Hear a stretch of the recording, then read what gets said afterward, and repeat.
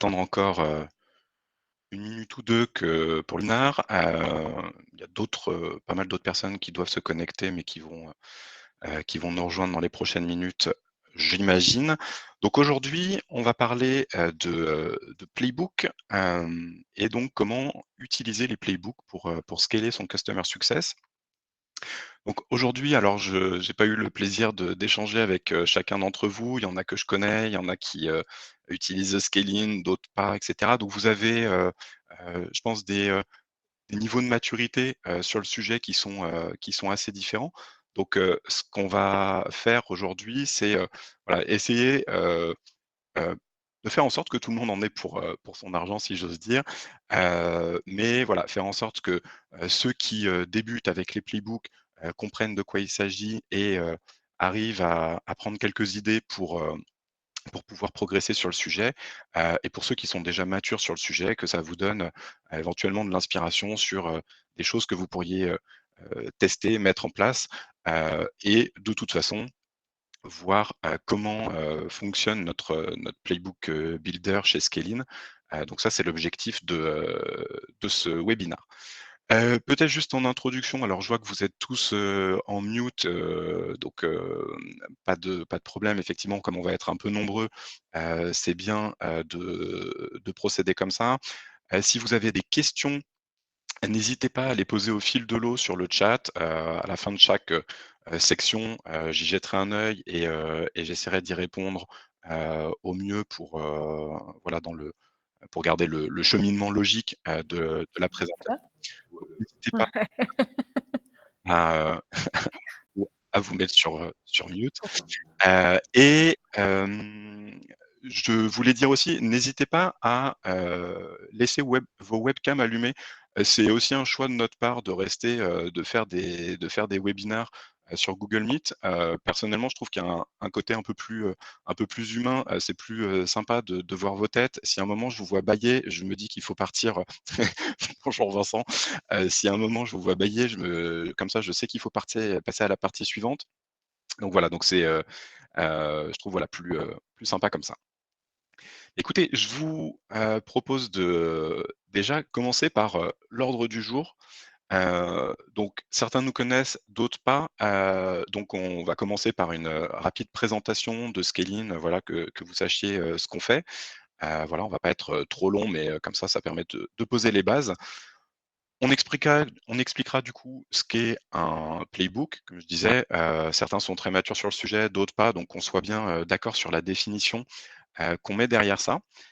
Et après, bah, l'idée c'est que ce soit, très, concret. Je pense qu'il y en a beaucoup d'entre vous qui suivent le blog et cetera, donc essayez d'être au maximum, opérationnel, partager des cas d'usage, et donc c'est ce qu'on va faire. Donc on a identifié, 10 cas d'usage, qu'on va vous partager, et alors pas pour les 10 parce que ça risque d'être un peu, fastidieux si on fait ça, mais on vous les présentera dans Scaling pour que vous voyez en fait, bah, concrètement comment ça se présente quand on a un playbook qui est configuré dans Scaling. Donc ça c'est le troisième point, et ensuite ce qu'on fera, c'est que, bah, on construira un playbook ensemble, donc on fera un cas pratique pour que vous voyez en fait comment fonctionne notre playbook builder, que vous puissiez vous rendre compte, pardon, de la UI, et voilà, et on terminera du coup sur, nos conseils pour arriver à bien prioriser, des playbooks, et aborder le sujet de la bonne façon. Voilà, donc comme, je disais, enfin, il y en a peut-être qui nous ont rejoints dans l'intervalle, s'il y a des questions, n'hésitez pas, du coup à les laisser dans le chat, et régulièrement, on regardera et on les prendra au fil de l'eau. Donc d'abord pour présenter rapidement Scalin, pour ceux qui ne nous connaissent pas, donc on est, ce qu'on appelle une Customer Success Platform, et aujourd'hui avec un positionnement qui est, assez, unique sur le marché. C'est-à-dire qu'on est une, Customer Success Platform qui est dédiée aux startups et aux scale-up, là où, aujourd'hui sur le marché, il y a beaucoup de Customer Success Platform qui sont, des boîtes US qui visent des gros corporates et cetera, qui sont des plateformes assez sophistiquées, mais aussi assez complexes. Donc nous, on a vraiment, designé, la Customer Success Platform qui est faite pour les startups et les scale-up. En gros, aujourd'hui, quand on discute avec des équipes, Customer Success, il y a un élément qui revient presque systématiquement, et du coup, autour de table virtuelle, si j'ose dire. Vous êtes probablement plusieurs à, ressentir cette situation. Les équipes customer success disent très souvent, en fait: «Aujourd'hui, on est beaucoup dans le réactif, pas assez en proactif. On passe notre temps à éteindre des feux et cetera. On aimerait être plus dans, la prise de hauteur, aider nos clients à faire mieux, mais on n'a pas le temps et voilà et on est tout le temps, en train de répondre à des demandes entrantes». Et en fait, concrètement, une Customer Success Platform, ça sert à ça, c'est-à-dire que ça sert à s'attaquer au problème de base derrière tout ça. Et le problème de base derrière tout ça, c'est qu'en fait, aujourd'hui, les informations, dont vous disposez en Customer Success, sont, éclatées entre différents outils. C'est-à-dire que vous avez des informations commerciales dans votre CRM, vous avez, des emails, dans votre, messagerie, vous avez, des informations de connexion dans votre back-end, vous avez, du coup, peut-être un Excel à côté de ça pour, essayer de consolider ces infos. Bref, en fait, très vite, vous êtes sur 3, 4, 5 outils, entre lesquels vous devez naviguer. Et ça, c'est la problématique, de base du customer success, c'est-à-dire que comme vous ne pouvez pas checker tous vos outils tous les jours pour tous vos clients, bah, il y a un moment où vous avez, potentiellement un train de retard, vous ratez une information, parce que c'est souvent des outils qui n'alertent pas, c'est ça qui vous place du coup dans cette situation où vous êtes sans arrêt en réactif parce que vous avez tout simplement pas les bons outils pour anticiper. Et donc, du coup, une plateforme comme Scalin va vous permettre de résoudre ça, heu, en agissant en fait sur 3 points. Le premier point, bah, c'est la capacité à centraliser vos data clients, c'est-à-dire que on se connecte à votre CRM que vous utilisiez, Salesforce, HubSpot, Pipedrive. On se connecte à votre boîte mail, que ce soit du Gmail, du Outlook. On se connecte à un outil de ticketing comme Zendesk. On se connecte à votre back-end et on centralise toutes ces données-là, sur, une interface unique. Je fais assez rapide, c'est juste pour donner l'overview. Une fois qu'on a ces données-là, et ben, ce qu'on va faire, c'est qu'on va les utiliser pour scorer chacun de vos clients. C'est-à-dire que la combinaison des interactions que vous avez avec vos clients, des usages qu'ils font de votre plateforme, voilà, de leur niveau d'activité et cetera, tout ça nous donne des indices précieux sur, est-ce que votre client finalement il est sticky avec votre plateforme? Est-ce qu'il est, engagé avec vous? Ou est-ce qu'au contraire, c'est un client qui présente un risque de churn? Je m'arrête là sur le churn. Il y a beaucoup à dire sur la partie scoring. On a déjà fait des webinaires sur le sujet, on en refera. C'est pas l'objet aujourd'hui. Encore une fois, c'est pour donner la big picture. Et donc, une fois qu'on a centralisé ces infos et qu'on a scoré les clients, l'idée derrière, c'est de vous rendre cette information accessible, actionnable, à travers plusieurs choses, mais notamment à travers de l'alerting et le sujet qui nous concerne aujourd'hui, à travers des playbooks. Donc aujourd'hui, nous, on travaille avec pas mal de boîtes.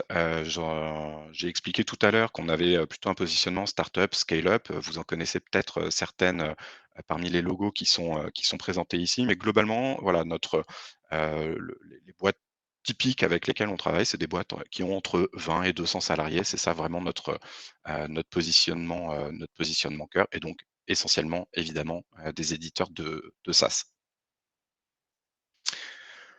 Du coup, pour expliquer, déjà ce qu'est un playbook et qu'on parle bien de la même chose. Donc un playbook, qu'est-ce que c'est? Alors déjà, enfin historiquement, enfin il y a une définition qui est peut-être pas, tout à fait celle dont on va parler aujourd'hui, qui est un playbook finalement, ça décrit un processus. C'est-à-dire que potentiellement, vous avez, des processus hem, qui sont décrits dans, un Notion, dans une base de connaissances, qui disent, voilà, quand j'ai un nouveau client, j'ai telles actions à faire, il faut que je fasse la passation avec le sales, il faut que je fasse ci, mon onboarding, il comprend telle et telle tâche et cetera. Donc un playbook finalement, c'est ça.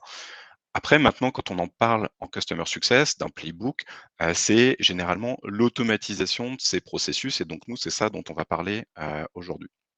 Donc en gros, nous, la définition qu'on en donne, c'est, dire voilà, un playbook, c'est une série d'actions qui s'exécutent selon un processus défini et donc c'est un workflow, donc un enchaînement, de tâches qui va être composé d'un trigger, c'est-à-dire une condition de déclenchement, quelque chose qui va faire que mon playbook va se lancer et derrière, ça va être suivi de plusieurs tâches distinctes.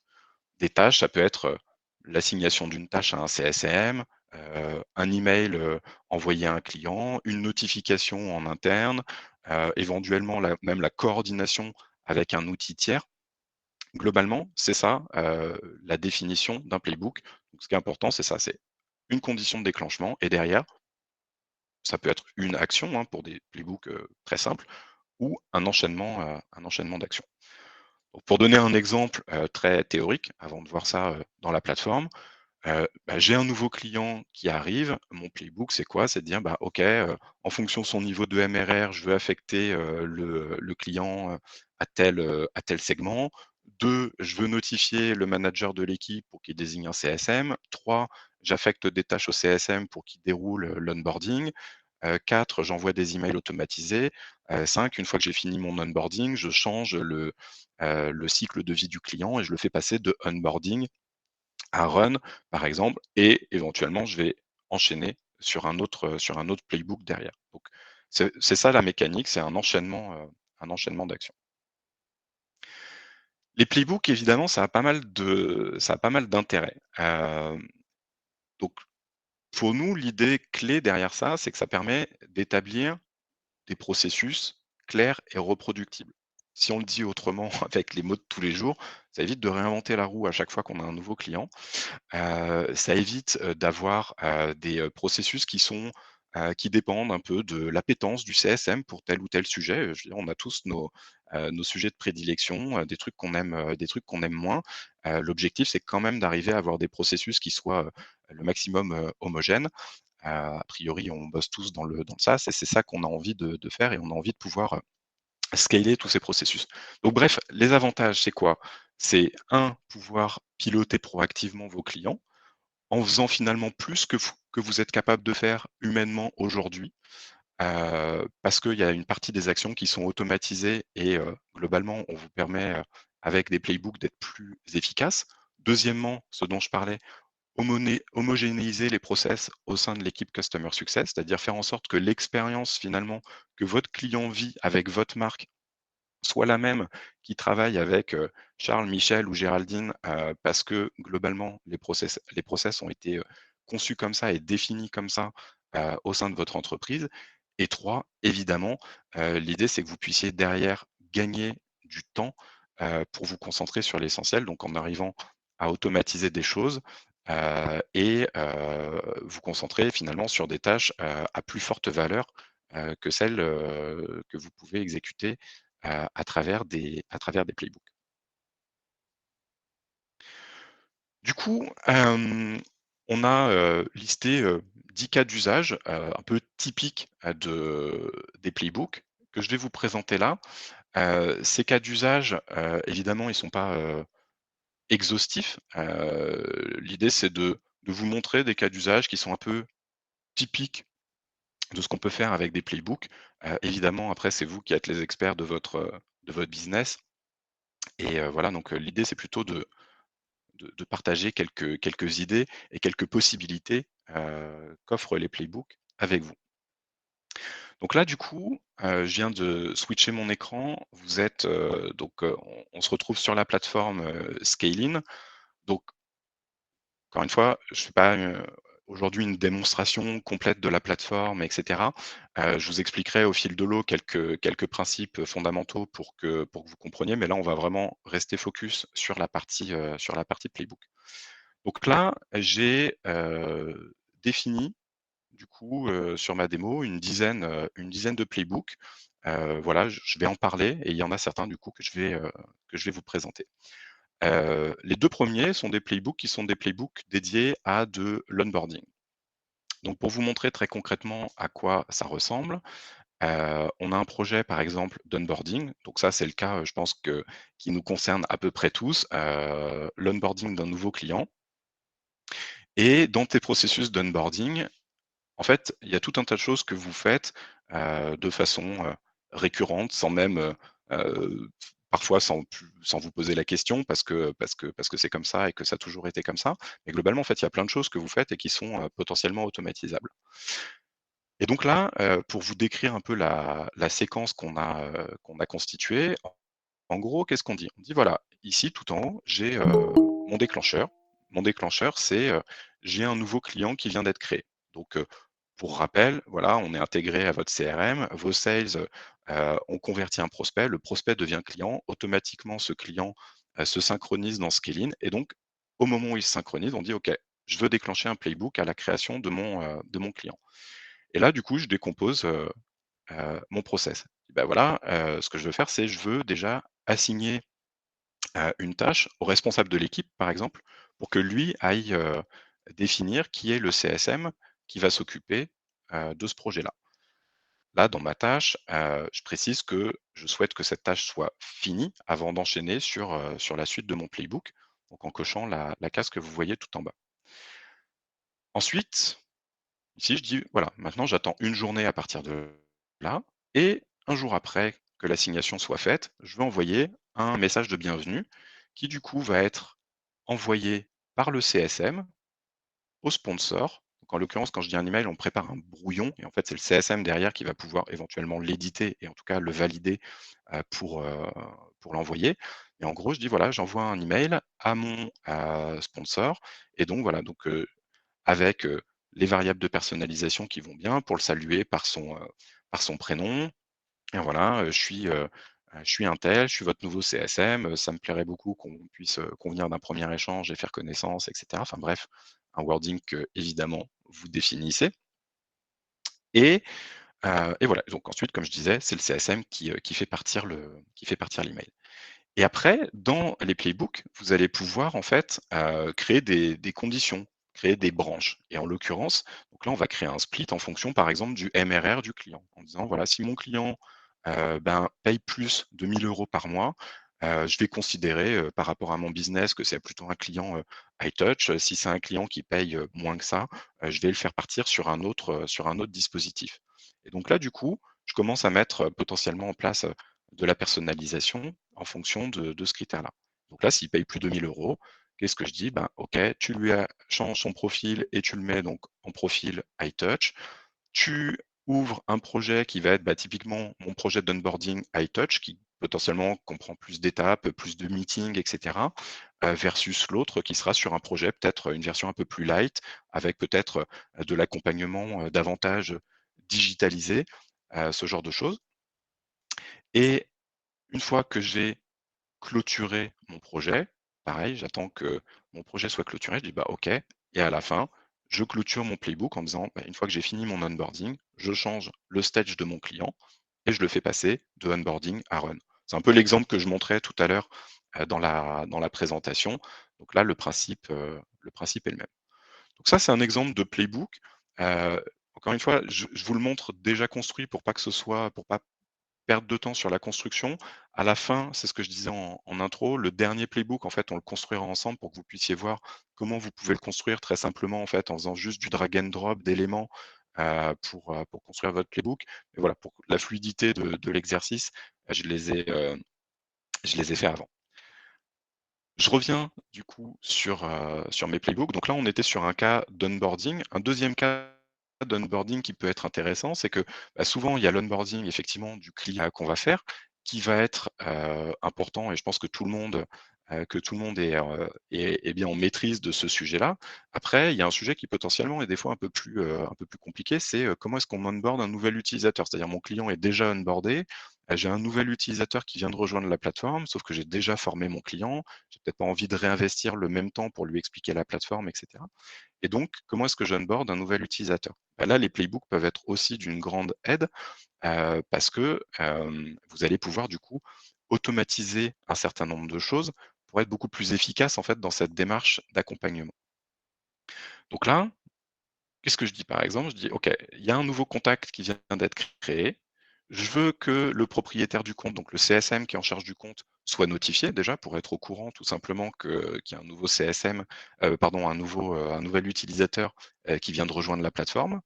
Et ensuite, ben, le principe, c'est, voilà, je lui envoie, un email, pareil, qui est personnalisé et cetera, que le CSM aura, tout loisir de personnaliser davantage s'il le souhaite, pour avoir une approche encore plus, humanisée, malgré ces automatismes. En tout cas, l'idée, c'est que vous puissiez déjà faire ça. Donc, par exemple, pour partager, des vidéos, un guide utilisateur, peu importe.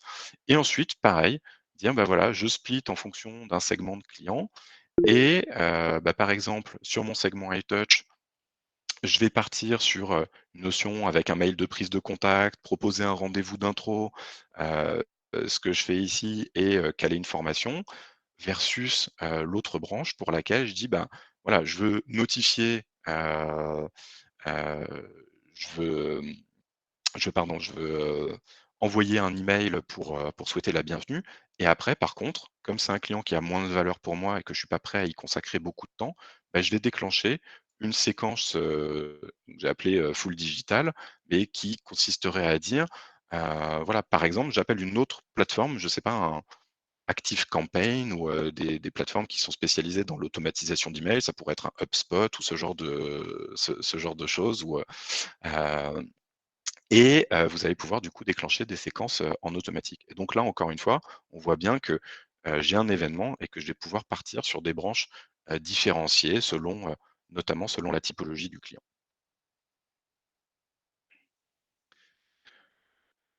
Je reviens sur mes playbooks. Après, on va passer sur des notions qui sont des notions plutôt, liées aux interactions.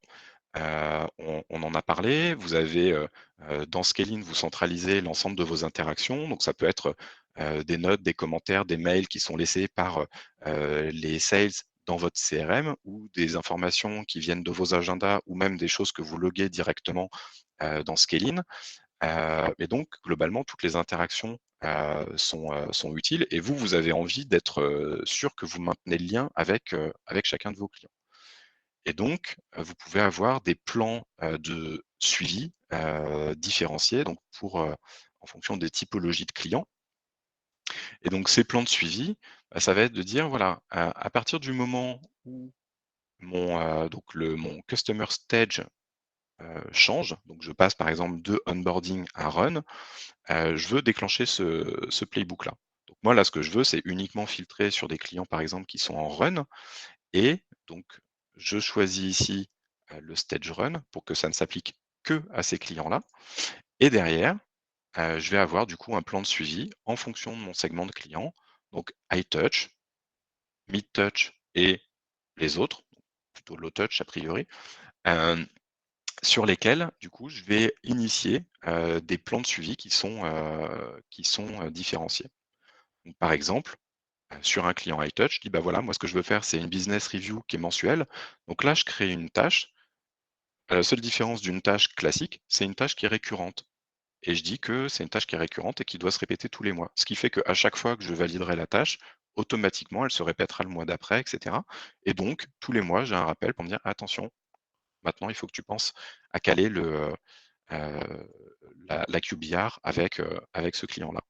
Et de la même façon, je peux dire voilà, avec ces types de clients, je veux avoir un call hebdo et donc je vais créer aussi une tâche récurrente qui, chaque semaine, en fait, va me rappeler, par exemple, de mettre en place ce truc-là. Et à l'opposé du spectre, je vais être donc beaucoup plus, low touch avec ceux-là, avec lesquels je veux uniquement une notification tous les ans pour, prévoir mon bilan annuel, puisque c'est des clients qui ont une plus faible valeur et sur lesquels, du coup, je suis prêt à consacrer moins de temps. Donc ça, c'est un exemple de, plan de suivi CSM. Et après, en fait, il y a pas mal de choses qu'on peut imaginer autour des interactions.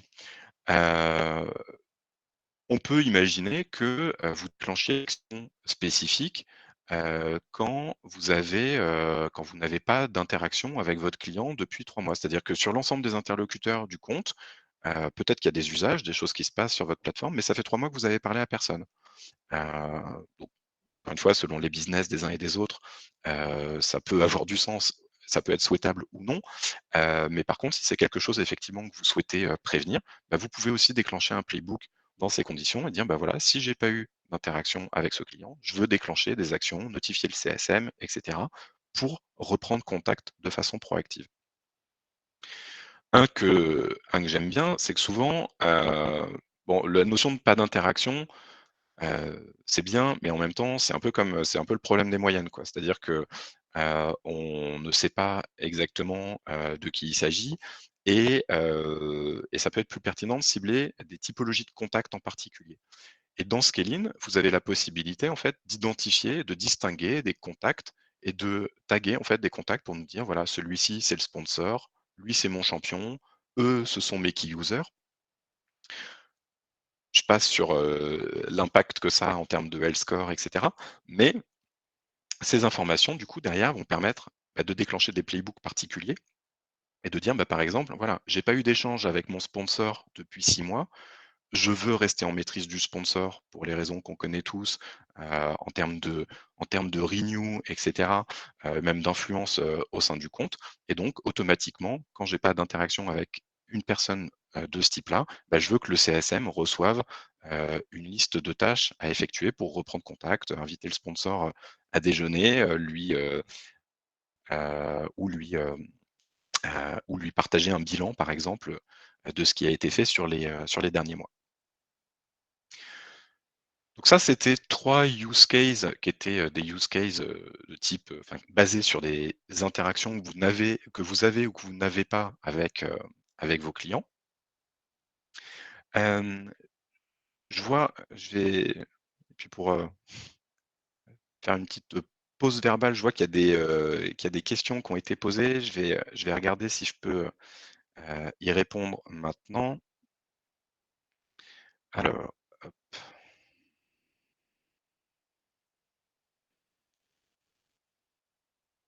Alors, comment Scaling peut savoir si un nouveau user a été ajouté à la licence du client? En fait, c'est très simple, ça c'est, quelque chose enfin, typiquement, ça peut être une information qui nous est envoyée par API, par exemple, dès qu'un nouvel utilisateur est créé dans votre plateforme, il est créé dans Scaling, on sait que c'est un utilisateur, il est tagué comme tel et on peut, déclencher une séquence en fonction. Est-ce que les CSM peuvent recevoir des notifications par Slack? Alors aujourd'hui, on peut envoyer des notifications, soit par mail, soit par webhook. Donc les webhooks permettent indirectement effectivement d'envoyer des notifications sur Slack. Néanmoins, on va avoir une intégration Slack qui va arriver là à relativement court terme, je pense d'ici les 2 prochains mois.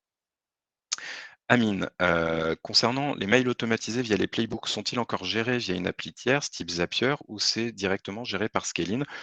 Aujourd'hui, c'est géré directement par Scaling, c'est-à-dire que, Scaling vous prépare des drafts. Ces drafts arrivent du coup, directement dans votre messagerie et vous consultez la rubrique, brouillon pour, voir tous les messages qui ont été, préparés. Donc, tous les matins, vous validez en fait les drafts qui vous ont été, fournis par Scaling. Julie, est-ce que le trigger peut être un deal gagné dans Pipedrive, donc un nouveau client entrant? Ouais, c'était le premier exemple qu'on voyait sur un onboarding. C'est tout à fait ça, c'est-à-dire que j'ai un nouveau client qui rentre, donc s'il rentre, c'est effectivement que c'est un nouveau deal, qui est gagné, et donc je peux déclencher quelque chose.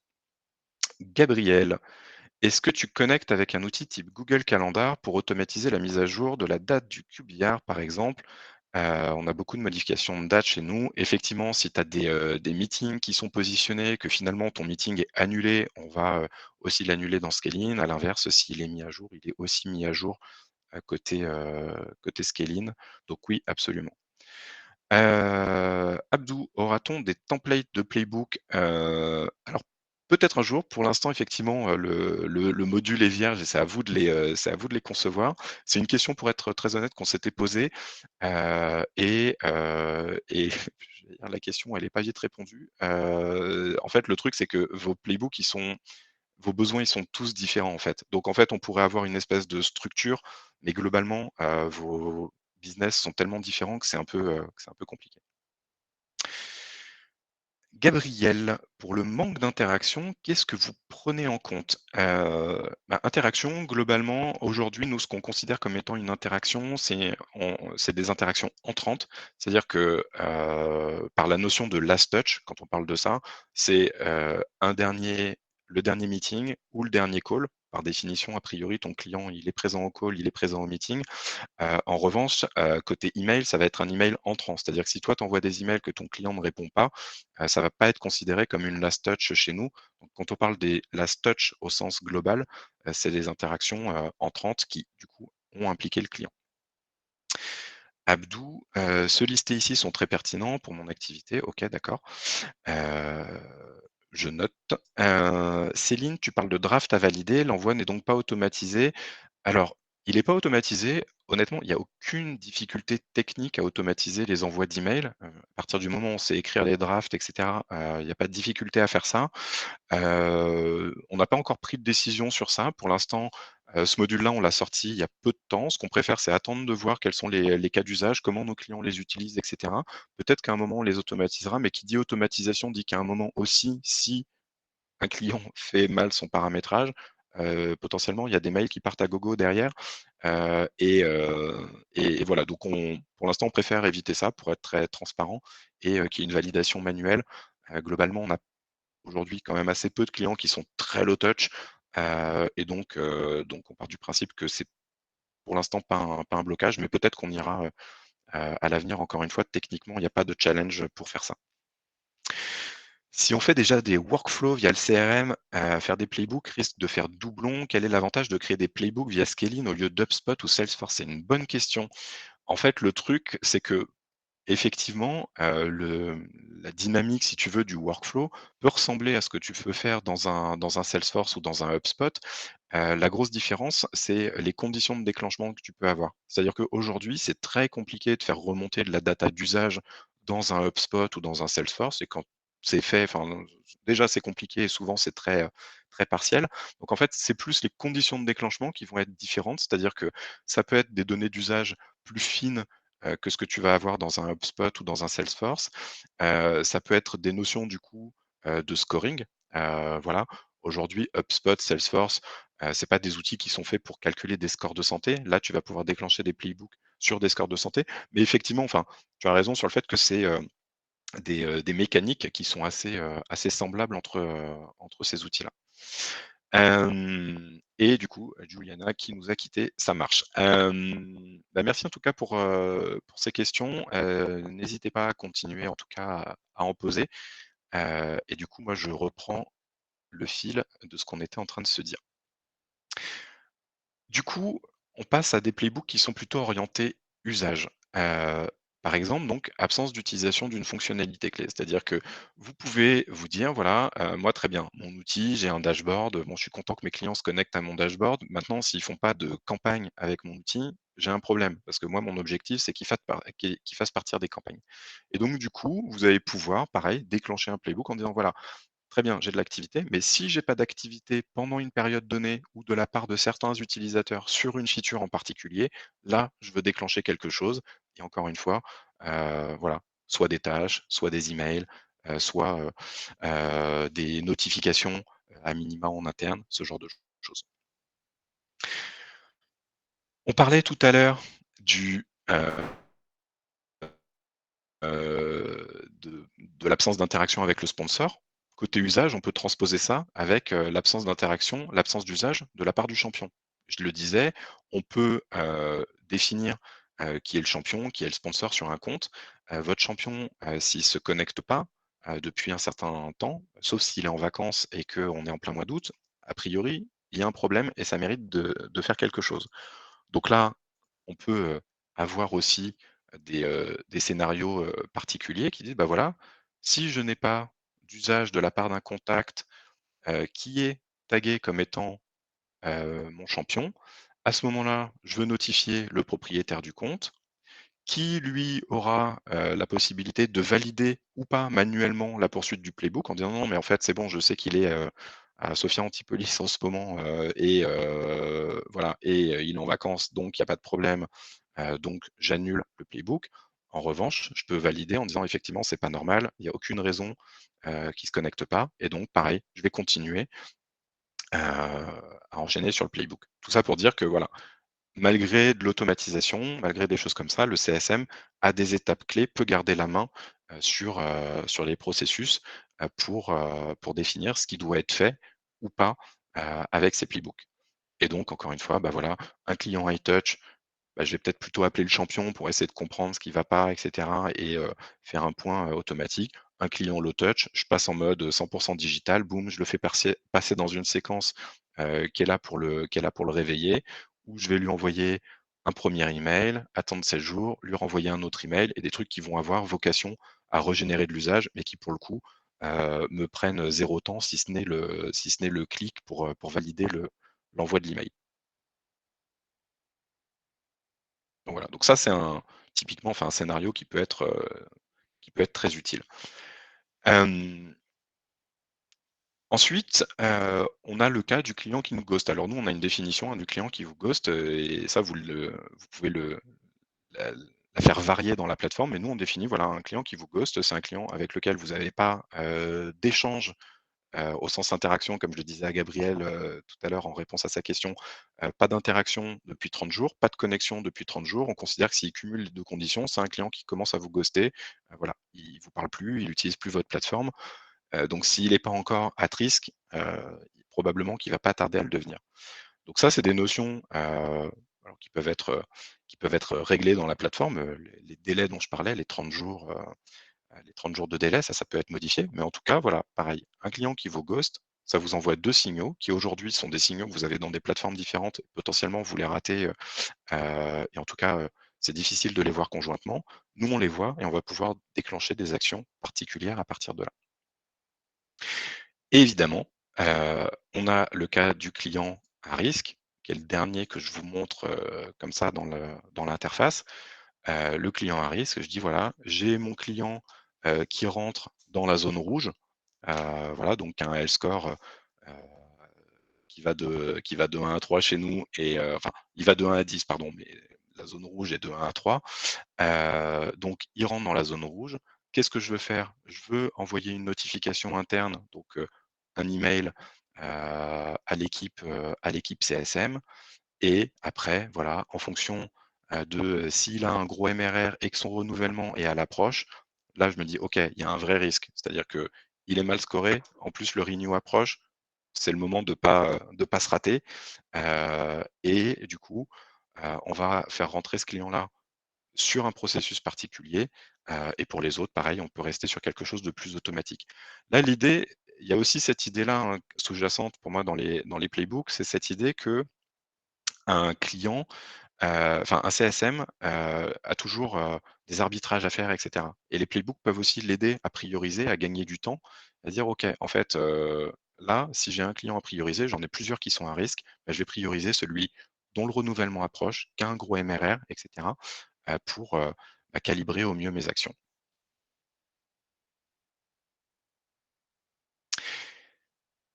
Voilà, et je ne sais pas s'il y a d'autres questions? Je n'ai pas l'impression pour l'instant. Ce que je vous propose, heu, pour les plus courageux d'entre vous, c'est, de terminer du coup avec un cas d'usage, avec un cas pratique, le 10e là, qui est de dire voilà, je lance un plan d'action 4 mois avant le renouvellement de mon contrat, pour vous montrer tout simplement, bah, heu, le, heu, comment fonctionne la mécanique de Playbook et comment on construit un playbook avec Scaling. Donc là, j'avais déjà quelque chose qui était prêt, je supprime ça. Là, il y a simplement du coup un déclencheur qui a été défini. Donc ce déclencheur, c'est de dire voilà, j'ai la date de renouvellement qui arrive du coup dans 4 mois, et c'est donc un client qui est en run. Donc ça, c'est ma condition de déclenchement, et du coup derrière, je vais pouvoir définir les actions que je souhaite mener. Je vais pouvoir prendre, mon split, ce que vous aviez vu tout à l'heure, pour créer 2 ou plusieurs branches d'ailleurs. Et donc, ici, ce que je vais faire, c'est que je vais dire, bah, voilà, là, je veux faire le distinguo, bah, pareil, entre, mes clients, qui ont un fort risque et qui ont un score de santé qui est, faible, par exemple. Donc, je peux faire une branche comme ça, qui est, est-ce que mon client est stratégique? Et donc, je vais créer une première branche en disant, voilà, c'est un MRR qui est supérieur à 5K, par exemple, plus un score qui est inférieur à 4.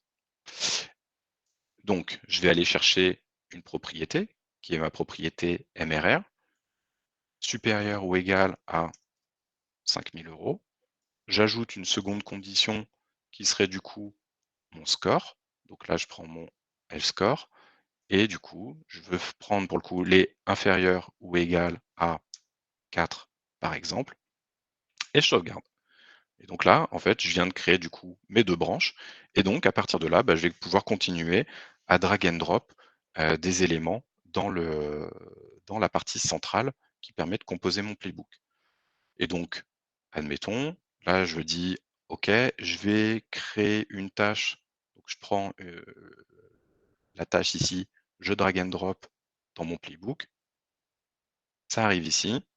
Là, je sais pas, ma première tâche, bah, ça va être, inviter, sponsor à déjeuner,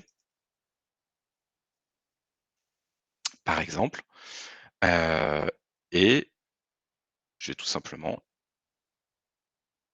valider cette tâche-là. Hop, donc inviter sponsor à déjeuner et je valide. Donc c'est aussi simple que ça, à chaque fois vous drag and droppez des éléments, enfin vous glissez-déposez des éléments et vous suivez en fait, la procédure qui vous est proposée par Scaling. Pour vous montrer un autre exemple et je pense que je m'arrêterai là, sauf si vous avez des questions particulières. Je veux envoyer un email donc personnalisé, les exemples qu'on voyait tout à l'heure. Donc je drag and drop l'élément envoyer un email et là donc, je vais, préparer mon message. Alors là, je triche un peu, pour gagner du temps, je fais un copier-coller, de ce que j'avais, préparé avant. Hop, donc on va plutôt faire ça comme ça. Donc je donne un titre finalement à cette étape. Ça, c'est, l'objet de mon message et derrière du coup, donc je copie-colle un texte, OK. Et là, donc, tous mes XXX, je vais les remplacer par des variables de personnalisation, simplement pour vous montrer, comment ça fonctionne. Je clique là-dessus, j'ai des, customer properties, ici. Là, en l'occurrence, j'écris un mail à mon sponsor. Je veux lui dire: «Bonjour, prénom du sponsor».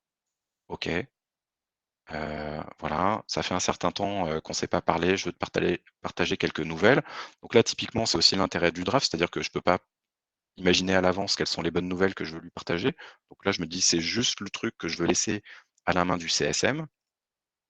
Donc ça, que ce sera, à compléter juste avant l'envoi et après, du coup, voilà, pareil, je peux reprendre, un truc en disant: «Bah, voilà, avec ton champion, qui s'appelle, untel, et son équipe, on a fait un super boulot cette année, si tu as l'occasion, ça me ferait plaisir de déjeuner avec toi, pour, t'en dire un peu plus et partager les perspectives pour l'année prochaine. Bien à toi» et signé du coup, du, propriétaire du compte et donc voilà, en quelques clics comme ça, bah, j'ai, défini en fait mon email et je vais pouvoir, du coup envoyer, les éléments comme ça. Donc voilà, enfin, ça c'était pour vous montrer puisque ça faisait partie de ce qu'on avait, heu, promis, on va dire, dans ce webinaire, c'était de vous montrer comment, fonctionnait notre Playbook Builder.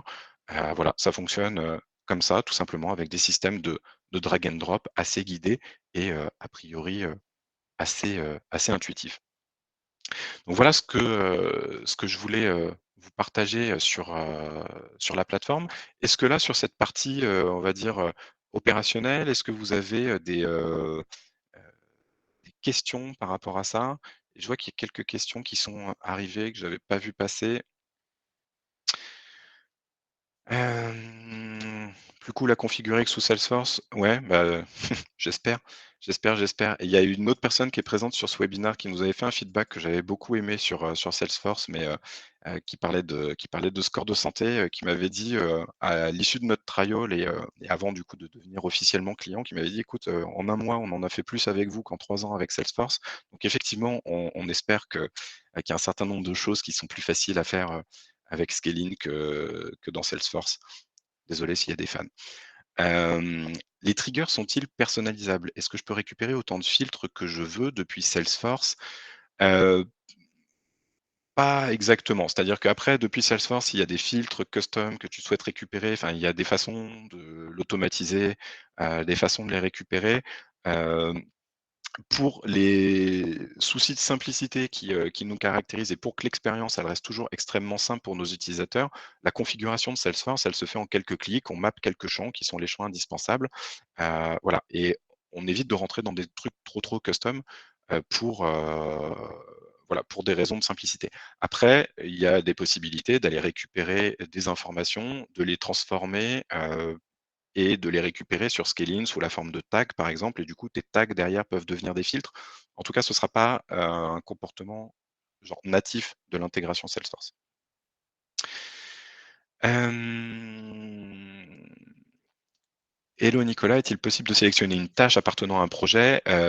Non, pour le coup, dans un playbook, soit tu vas actionner une tâche, soit tu vas actionner ce qu'on appelle un template de tâches et donc ton template, s'il contient 15 tâches, tu vas lancer les 15 tâches pardon, d'un coup, selon la temporalité que tu as définie à l'intérieur de ce template, mais c'est bien ton template en entier que tu vas lancer ou une tâche unitaire. Est-ce que lors de la création du playbook, on peut déjà paramétrer dedans des clients en fonction de scénarios, comptes clés, autres? Bah, du coup, ça passerait avec les branches, du coup, que j'ai montrées. Je sais pas si j'ai bien compris la question. Hem, Est-ce que le Head of CSM a une vue sur ce qui se passe dans les playbooks en cours de déroulement côté CSM? Oui, en fait, si je reviens, du coup, sur la vue en question, je reviens sur mes playbooks. Hop, en fait, vous voyez tous les playbooks qui sont en train, de s'orchestrer. Donc là, je suis sur une version de démo, j'ai pas grand-chose qui tourne. Mais globalement, en fait, vous voyez à chaque fois, les playbooks, s'ils tournent, où ils en sont, du processus et ça vous permet du coup de suivre tout ça. Donc là, c'est un exemple. Vous voyez donc tous vos playbooks d'onboarding. Là, j'en ai 3 qui tournent, qui sont à X et cetera. Et donc ça, c'est ce que vous voyez du coup sur chacun des playbooks, qui sont actifs. Donc il y a cette vue-là, qui est active. Est-ce qu'on peut sélectionner par CSM aujourd'hui?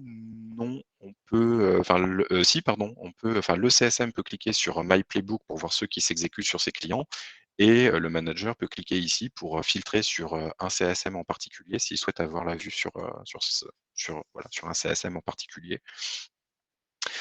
Hem Écoutez, en tout cas, merci pour toutes ces questions. C'est plus cool effectivement que quand c'est très, linéaire, très descendant. Du coup, dernière chose pour, terminer, comment prioriser ces playbooks? En gros, pour moi, il y a 2 axes pour déterminer les playbooks sur lesquels vous devez, travailler. Le premier axe, c'est identifier vos possibilités d'automatisation et en fait, il me semble qu'il y a 2 grandes possibilités par rapport à ça. La première, c'est identifier les actions qui sont récurrentes et ce qui sont chronophages. C'est-à-dire ce que vous faites tous les jours, que encore une fois, peut-être vous n'y prêtez plus tellement attention, mais qui tous les jours vous bouffent du temps parce que vous envoyez les mêmes mails, vous faites des copier-coller, vous, recréez les 15 mêmes tâches à chaque fois que vous avez un onboarding et cetera. Donc ça, on va dire, c'est la partie, évidente qui va être de dire: «OK, j'identifie ce qui me prend du temps, ce qui est automatisable et du coup, derrière, je vais en faire un process». Mais derrière, pour moi, il y a aussi, le fait d'identifier les points faibles de, ce qu'on appelle du coup la customer journey. C'est dire voilà, en fait, aujourd'hui, je sais en tant que CSM qu'il y a des choses que je ne fais pas. Je les fais pas parce que j'ai pas le temps, je les fais pas parce que je suis en train de courir, 40 lièvres à la fois. L'idée, c'est que derrière les playbooks, comme ils automatisent un certain nombre de choses, ils vont vous permettre de gagner du temps, sur certaines actions et donc on va pouvoir derrière réfléchir à: «Qu'est-ce que je fais pas très bien aujourd'hui par manque de temps? Qu'est-ce que je sacrifie dans mon expérience utilisateur?» et que je vais pouvoir peut-être derrière aller automatiser, à travers des playbooks. Hem Ensuite, il y a la notion de prioriser en fait en estimant, bah, la complexité de mise en œuvre, versus le bénéfice attendu. Ça, c'est quelque chose qui marche pour beaucoup de sujets. Je vous montrerai une matrice, juste après, mais c'est quelque chose qui marche, généralement assez bien. Et puis, bah, 3e point, l'idée c'est d'aller designer des scénarios humains. C'est-à-dire que je reprends, le point dont je parlais tout à l'heure, où il y a peut-être des points faibles aujourd'hui dans votre customer journey. On parlait aussi tout à l'heure des appétences des CSM et peut-être des CSM qui sont, très focus sur l'onboarding, qui sont hyper bons sur ça et d'autres à l'inverse, la gestion de projet, bon, c'est pas ce qui les botte le plus. Par contre, ils sont très à l'aise pour aller parler aux décisionnaires, et cetera, là où d'autres le sont moins. Et ben, capitaliser sur ce qui marche, capitaliser sur ce que, votre CSM qui est super bon, en onboarding fait et du coup réutiliser cette matière-là pour l'industrialiser derrière à travers des playbooks. Comme ça, vous partez de quelque chose qui a déjà été fait par un humain, qui était bien fait et derrière vous l'industrialisez, vous le générisez. Mais si vous créez quelque chose directement pour un outil, il y a de fortes chances qu'en fait la rédaction que vous ferez dans des emails et cetera, sera pas naturelle. Donc essayez de partir de choses qui ont été faites, qui ont été éprouvées, mais qui sont trop chronophages pour, être faites manuellement et automatisez-les. Et puis dernière chose, bah, travaillez vos personas, c'est-à-dire que vous l'avez vu, on peut créer des branches à chaque fois. Là, je crée que 2 branches, mais on peut créer des branches à l'intérieur de branches, on peut faire des choses assez sophistiquées. Globalement, vos clients ont pas travaillent sur des verticales différentes, ont des fonctions différentes et du coup, n'hésitez pas à croiser, ces informations-là. Si vous travaillez avec de l'automobile et des e-commerçants, globalement, les use cases automobiles, c'est peut-être pas la peine de les envoyer à vos e-commerçants et inversement. Donc n'hésitez pas, voilà, à vous inspirer de vos personas, à mieux les comprendre pour, leur envoyer, bah, des informations qui sont pertinentes et qui correspondent à leurs problématiques. Voilà, c'est ce que je voulais, vous partager sur ce webinaire. Si c'est, des sujets qui vous intéressent, que, vous souhaitez qu'on, poursuive la discussion, n'hésitez pas, à nous faire signe. Je pense que vous avez, mes coordonnées. Sinon, vous pouvez vous rendre sur notre site, www.scaling.io, vous demandez votre essai gratuit, on prend rendez-vous pour en discuter et on avance comme ça, si on pense que ça peut fonctionner. Merci à tous en tout cas pour, votre présence et du coup, je vous dis, à bientôt, pour, certains d'entre vous. Bonne journée. Au revoir.